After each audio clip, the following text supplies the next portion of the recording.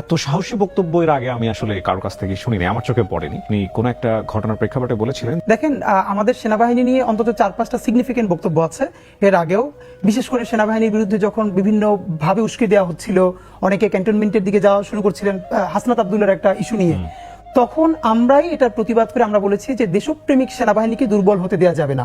নিশ্চয়ই যে সেনাবাহিনীরা গুমের সাথে জড়িত ছিল, খুনের সাথে জড়িত ছিল, তাদেরকে বিচার করতে হবে। এবং ধরে ধরে বলেছি যে পিলখানা কমিশনের একদম সুস্পষ্ট যদি প্রতিবেদনটা আসে, এখানে সেনাবাহিনীর অনেক কর্মকর্তা ফেসে যাবেন। যদি গুম কমিশনেরটাও আসে তাহলে ফেসে যাবেন, কিন্তু এটা কি পুরো বাংলাদেশের সমস্ত সেনাবাহিনীর সমস্ত কর্মকর্তা? না। তো আমাদের বক্তব্যটা খুবই স্পেসিফিক যে যেই সেনাবাহিনী জনতার পক্ষে দাঁড়িয়েছিল বা দাঁড়াতে বাধ্য হয়েছিল, এখন যদি আরেকটা 111-এর মতো পায়তারা তাদেরকে দিয়ে কেউ করায়, আর করালে অবশ্যই এটা ভারতীয় আধিপত্যবাদ করাবে, এটা আমরা জানি। কারণ ভারতীয় আধিপত্যবাদের এখনো শক্তিটা সেনাবাহিনীর মধ্যে একদম আগের মতোই আছে, এটা আমরা কিছু করতে পারি নাই।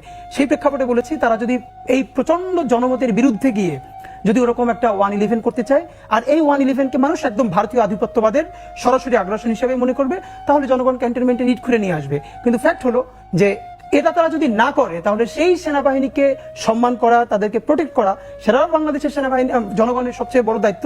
আর সেনাবাহিনীর প্রধান যেটা বলেছেন, আই থিঙ্ক এটা গত কয়েকদিন ধরে আমাদের এনসিপির কিছু ভাই বন্ধুরা তারা কোট আনকোট সেনাবাহিনীর ব্যাপারে বিভিন্ন কিছুই বলছেন, পলিটিক্যাল বক্তব্য দিচ্ছেন, এটা তাদের ব্যাপার। এবং তিনি যে বক্তব্যটা দিয়েছেন সেনাবাহিনীর প্রধান, তিনি বাহিনীর প্রধান হিসেবে যে বক্তব্যটা দিয়েছেন এটা একদমই ঠিক আছে, কারণ এর চেয়ে আর উনি কি বা বলতে পারেন, সেটা ঠিকই আছে। তো আমার ধারণা ওনার এই বক্তব্যের অ্যাড্রেসিংটা আমাদের এনসিপির সে সমস্ত ভাই বন্ধু যারা বিভিন্নভাবে বিভিন্ন কিছু বলবার চেষ্টা করছেন, তা আমার মনে হয় যে এটা সেটার ব্যাপারেই গেছে। কিন্তু আমরা একটা মজার ব্যাপার আপনাকে বলি যে স্বাভাবিকভাবেই এনএসআই, ডিজিএফআই, বাংলাদেশের যত গোয়েন্দা সংস্থাগুলো আছে, এরা তো যারা বিভিন্ন অ্যাক্টিভিজম করে তাদের সাথে কথা বলে। তো ইনকিলাব মঞ্চ থেকে আমাদেরকেও একবার ডিজিএফআই-তে দাওয়াত দেওয়া হয়েছিল, এনএসআই-তেও দাওয়াত দেওয়া হয়েছে। আর রাষ্ট্রীয় প্রতিষ্ঠান দাওয়াত দিলে আপনি কথা বলতে যাবেন, এটা তো ভদ্রতাই, আমরাও গিয়েছি। তো আমাদেরকে বলছিল যে মানে আপনারা আসলে যে কাজটা করছেন আমাদের ব্যাপারে বিভিন্ন কিছু জিজ্ঞেস করছিল। তো ফান্ডের ব্যাপারে জিজ্ঞেস করছিল যে আপনারা কিভাবে কি ম্যানেজ করছেন। তো আমরা খুব মজা করে বলেছিলাম যে দেখেন, আমাদের ফান্ডে কোত্থেকে 20 টাকা ঢোকে আর কোত্থেকে 20 টাকা বের হয়, এইটা জানার আগে আপনারা জানেন। এইটা জেনেই বলছি যে আমরা শতভাগ ক্রাউড ফান্ডিং করি এবং প্রতি মাস শেষে আমরা এখন পর্যন্ত একটা নজির স্থাপন করেছি যে মানুষের কাছ থেকে টাকা তুলে সেটা প্রতি মাসে আবার ব্যাংক, বিকাশ সব স্টেটমেন্ট ওপেন করে দেই। তো আমাদের এটুকুন জায়গাটা নিশ্চিত করতে পেরেছি বলেই আমাদেরকে আসলে তারা অনারের সাথে দেখেন।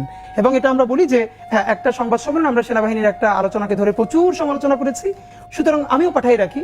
তো আমাদের যেটা সুবিধা সেটা হলো এখন পর্যন্ত, ভবিষ্যতে কি হবে জানি না, আমরা আপনাদের কাছে দোয়া চাই যে এখন পর্যন্ত যেহেতু জানি বাংলাদেশের রাষ্ট্রীয় এজেন্সি তারা যত কর্মতৎপরতাই চালাবে, আমরা আমাদের অনেস্টির ব্যাপারে আলহামদুলিল্লাহ এখন পর্যন্ত যেহেতু শতভাগ নিশ্চিত, সুতরাং যে কোনো ব্যাপারে কথা বলতে আমরা ভয় পাই না।